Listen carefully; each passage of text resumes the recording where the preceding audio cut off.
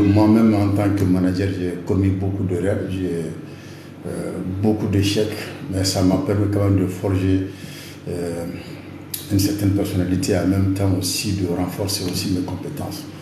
Mais qu'est-ce que les gens doivent faire quand ils sont dans des échecs, comment ils sont en train de subir des échecs, et comment ces échecs peuvent être transformés sous forme d'opportunités, parce qu'on ne sait pas pourquoi on a vraiment eu de la faillite ou bien on a eu des échecs par rapport à quoi que ce soit, on ne le sait pas, mais c'est à nous de le voir. Mais la première des choses que nous devons essayer quand même de faire, c'est de chercher d'abord à diagnostiquer tes erreurs, parce que vous savez, la plupart des erreurs, des échecs que nous commettons, c'est dû soit des erreurs, ou bien soit c'est lié à des mauvaises appréciations que nous avons dû commettre sans pourtant vraiment s'y rendre compte, ou bien soit on a essayé quand même de donner trop d'importance à pas mal de choses. Or, il n'en vaut absolument pas du tout la peine. C'est des choses qui peuvent nous arriver et on ne sait pas pourquoi ça arrive.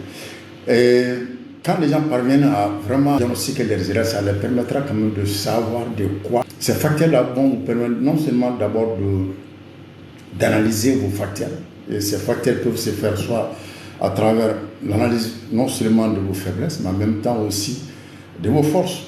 Il faudra que vous essayiez de voir non seulement votre stratégie décisionnelle, parce que vous allez voir que vous avez défini votre mission, votre vision et même votre stratégie de l'assaut. Vous trouverez que cette stratégie ne s'adapte pas du tout à l'environnement. L'environnement peut évoluer en fonction de ce que vous n'avez pas pu apercevoir.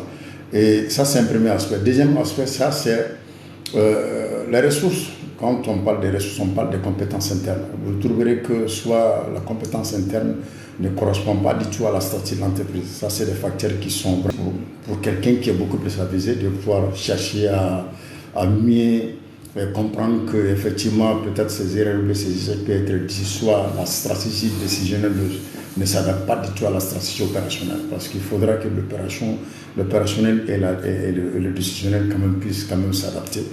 Et il faudra, pour que vous puissiez comprendre ça, il faudra ce qu'on appelle ça faire un diagnostic MRH. Quand on parle de MRH, ça c'est management des ressources humaines. Il faudra que vous essayez de faire en essayant quand même de voir la position de vous en tant que manager, et aussi les hommes et les femmes qui travaillent auprès de vous, qui sont vos collaborateurs, qui doivent quand même vraiment vous définir les objectifs auxquels vous attendez d'eux. Et ensuite, vous allez essayer quand même de faire un radar de dysfonctionnement à travers les piliers de dysfonction, ce qui n'a pas marché et ce qui a marché. Parce qu'ils ne savent pas quelle a été la source. Est-ce que ça a marché, ça n'a pas marché? Il faudra que vous, d'abord, vous parveniez quand même à se faire cette idée-là. Si vous n'avez pas cette idée, je ne pense pas que vous ne pourrez pas arriver à pouvoir diagnostiquer le mal auquel vous êtes confronté. Vous savez, l'échec, c'est comme un virus. C'est comme un virus, dès que ça s'attaque à votre opportunité ou bien à votre cœur de métier, si vous ne faites pas attention, ça va se propager vite. Et si ça se propage, il va arriver à un certain moment où vous n'arrivez plus à les circonscrire. Et quand vous n'arrivez plus à les circonscrire, ça va vous amener à ce qu'on appelle la faillite totale ou bien à complètement abandonner. Pour que vous puissiez éviter ça, vous devez quand même chercher à faire cette analyse-là, faire vos piliers, vos dysfonctionnements, ce qui a marché et ce qui n'a pas marché.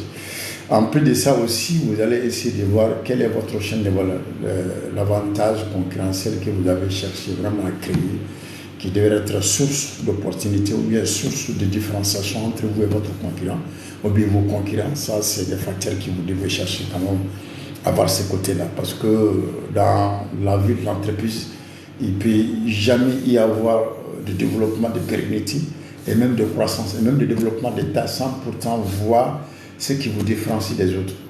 C'est vrai que vous pouvez être tous sur un même cœur de métier. Vous allez voir que les offres sont identiques. Presque les stratégies aussi peuvent être identiques, mais en même temps aussi la visibilité même de l'entreprise aussi peut être identique. Et puis en plus de ça aussi, vous pouvez jouer même sur les mêmes forces de facteurs. Faut savoir que beaucoup de concurrents se lancent dans de guerre de communication.